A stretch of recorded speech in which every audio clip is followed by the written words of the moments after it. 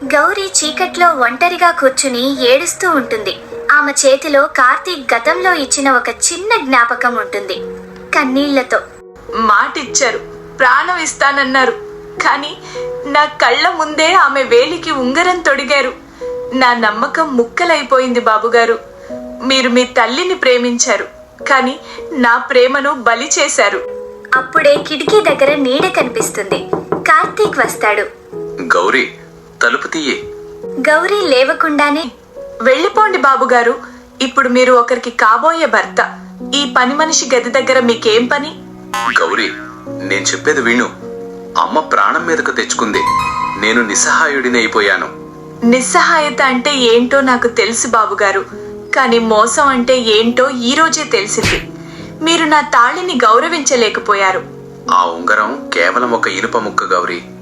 నా గుండెల్లో ఉన్నది నువ్వే. ఆ ఇనుప ముక్కే రేపు నా మెడలో ఉరితాడవుతుంది. దయచేసి వెళ్ళిపోండి. రాజ్యలక్ష్మి పెళ్లి పత్రికల జాబితా రాసుకుంటూ ఉంటుంది. అనన్య పక్కనే కూర్చుని నగలు చూసుకుంటూ ఉంటుంది. శాలిని, ఈ పత్రికలన్నీ ఈ రోజే ప్రింటింగ్ కి వెళ్ళాలి. నెల రోజుల్లో పెళ్లి జరగాలి. అత్తయ్య, పెళ్లి డెకరేషన్ అంతా గోల్డ్ థీమ్ లో ఉండాలి. కార్తీక్ కూడా అదే ఇష్టం. నీకు నచ్చితే వాడికి నచ్చినట్టే అనన్య. ఏ గౌరీ, ఇట్రా. ఈ పాత సామాన్లన్నీ స్టోర్ రూమ్ లో పడే. అలాగే అమ్మగారు.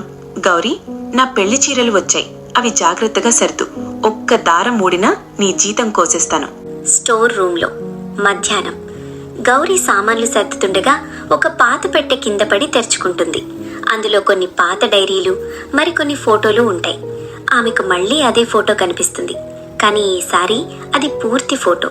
ఈ ఫోటోలో ఉన్నది మా నాన్నలా ఉన్నారేంటి? రాజ్యలక్ష్మి అమ్మగారికి మా నాన్నకి సంబంధమేంటి? అందుకేనా ఆమె నన్ను చూడగానే అంతలా విరుచుకుపడ్డారు? అప్పుడే శాలిని అక్కడికి వస్తుంది.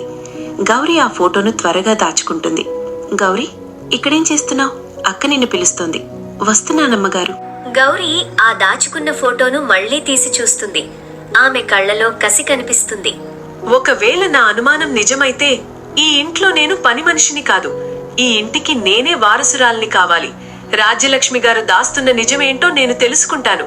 కార్తీక్ గారు నన్ను కాపాడలేకపోయినా నా నిజం నన్ను కాపాడుతుంది. గౌరీ ఫోటోను తన చీర కొంగులో జాగ్రత్తగా దాచుకుంటుంది. ఈ నిజాన్ని కార్తీక్ కి చెప్పాలా వద్దా అని ఆలోచిస్తుంది. కార్తీక్ గారికి ఇది చూపించాలి. ఆయనకైనా నిజం తెలియాలి. మా నాన్న ఫోటో రాజ్యలక్ష్మి గారి గదిలో ఎందుకుందో ఆయన అడగగలరు. అవును, ఇప్పుడే వెళ్తాను.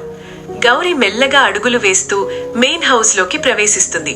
అందరూ నిద్రపోతున్నారని నిర్ధారించుకొని కార్తీక్ గది వైపు వెళ్తుంది. కార్తీక్ కిటికీ దగ్గర నిలబడి ఆకాశం వైపు చూస్తూ ఉంటాడు. గౌరీ మెల్లగా లోపలికి వస్తుంది. గౌరీ, నువ్వా? ఈ సమయంలో ఎక్కడేంటి? ఎవరైనా చూస్తే అనర్థం జరుగుతుంది. బాబుగారు, నేనొక ముఖ్యమైన విషయం చెప్పాలి. ఇది చూస్తే మీరు కూడా ఆశ్చర్యపోతారు. ఏంటది? అంత కంగారుగా ఉన్నావేంటి? చీర కొంగులో నుండి ఫోటో తీస్తూ, ఇది చూడండి బాబుగారు, ఇది రాజలక్ష్మి గారి గదిలో దొరికింది. ఇందులో ఉన్నది ఎవరో తెలుసా? మా నాన్న. గౌరీ మాట పూర్తి చేయకముందే తలుపు చప్పుడవుతుంది. శాలిని అకస్మాత్తుగా గదిలోకొస్తుంది. గౌరీ వెంటనే ఫోటోను వెనక్కి దాచేస్తుంది. కార్తీక్, ఇంకా నిద్రపోలేదా? గౌరీని చూసి ఆశ్చర్యపోతూ, గౌరీ, నువ్విక్కడేం చేస్తున్నావు? అది అమ్మగారు బాబుగారికి నీళ్లు కావాలన్నారని తెచ్చాను. నీళ్లు కావాలంటే కింద పనివాళ్లు ఉంటారు కదా, నువ్వెందుకు వచ్చావు? అది కూడా ఇంత రాత్రిపూట?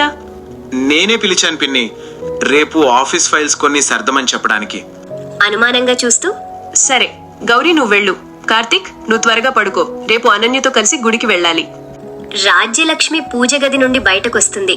ఆమె ముఖంలో ఏదో తెలియని ఆందోళన కనిపిస్తుంది. గౌరీని చూడగానే ఆమె కళ్ళు ఎర్రబడతాయి.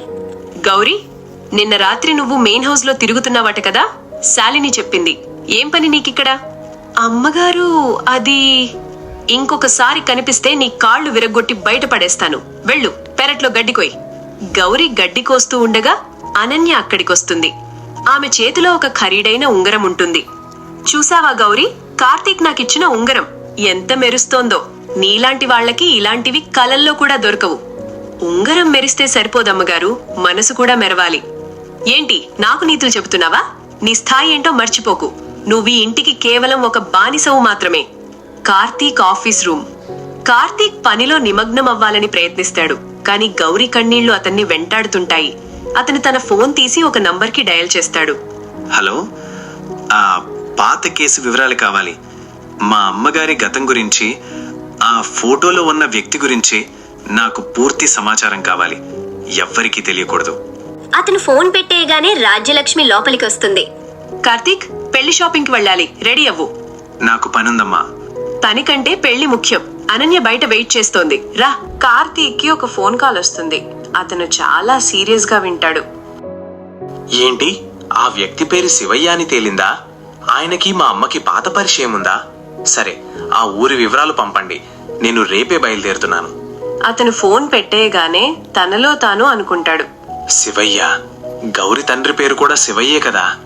అంటే గౌరి చెప్పింది నిజమేనా? గౌరి మళ్ళీ స్టోర్ రూమ్ కి వెళ్తుంది. ఈసారి ఆమెకు ఒక పాత డైరీ దొరుకుతుంది. అందులో కొన్ని పేజీలు చిరిగిపోయి ఉంటాయి. రాజ్యలక్ష్మి, నువ్వు చేస్తున్నది తప్పు. ఈ ఆస్తి నీది కాదు. నిజమైన వారసులకి అన్యాయం చెయ్యకు. గౌరి షాక్ అవుతుంది. ఈ డైరీ రాసింది ఎవరో ఆమెకు అర్థం కాదు. శాలిని పౌరిని అట్టుకుంటుంది. ఆమె కళ్ళలో తీవ్రమైన అనుమానం కనిపిస్తుంది. గౌరీ, నువ్వు ఏదో దాస్తున్నావు. నిన్న రాత్రి కార్తీక్ గదిలో ఏం చెప్పాలని ప్రయత్నించావు? నిజం చెప్పు, లేకపోతే అక్కకి చెప్పేస్తాను. అమ్మగారు, నేను ఏమీ దాచడం లేదు. అబద్ధం. నీ చేతిలో ఉన్న ఆ డైరీ ఏంటి? ఇటివ్వు. రాజ్యలక్ష్మి తన గదిలో అటూ ఇటూ తిరుగుతూ ఉంటుంది. ఆమెకు ఏదో పెద్ద ప్రమాదం పొంచి ఉన్నట్టు అనిపిస్తుంది. ఆ ఫోటో, ఆ డైరీ ఎక్కడున్నాయి? ఒకవేళ అవి గౌరీ చేతికి చిక్కితే నా సర్వస్వం పోతుంది. ఎలాగైనా ఆ పీడకలని అంతం చెయ్యాలి. గౌరీని ఈ ఇల్లు దాటించాల్సిందే. ఆమె కళ్లలో క్రూరత్వం తాండవిస్తుంది. ఆమె ఒక ఫోన్ నెంబర్కి డయల్ చేస్తుంది. ఫోన్లో, రేపు ఉదయం కల్లా ఆ అమ్మాయి కనిపించకూడదు. పని ముగించండి. గౌరి తర్వాత ఏమి చేస్తుంది? రాజ్యలక్ష్మి కొత్త ప్లాన్ ఏంటి? శాలిని డైరీలోని నిజం తెలుసుకుందా? కార్తీక్ అసలు నిజానికి చేరుకుంటాడా? తదుపరి ఎపిసోడ్ లో చూడండి. లైక్, షేర్, సబ్స్క్రైబ్ చేయండి గౌరీ కోసం.